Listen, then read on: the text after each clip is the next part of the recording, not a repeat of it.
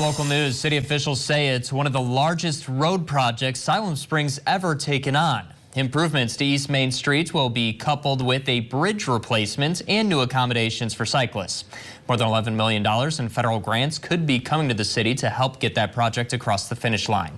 KNWA's Casey Smith reports.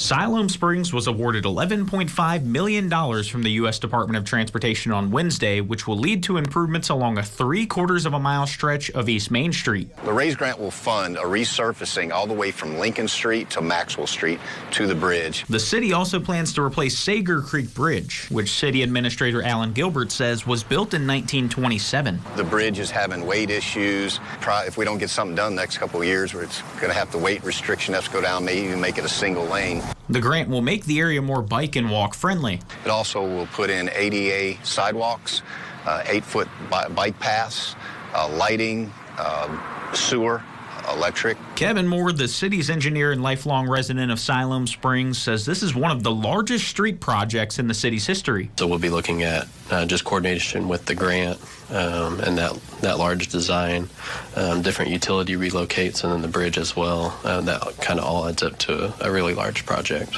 There's excitement among city officials who say the upgrades are needed. I get a lot of complaints because there's not a lot of sidewalks here. If they are, they're broken and cracked. So it's a very heavily traveled road that it's in major need of repairs, and this grant's going to help us do that. Moore is excited to see the future walkability of the area. Things like street trees and lighting have really been missing from outside of just the downtown Broadway Street area. So now that'll continue all the way to Lincoln Street. As for the timing of the project, possible estimated start time September of 25. with hopes of it being finished 18 months later.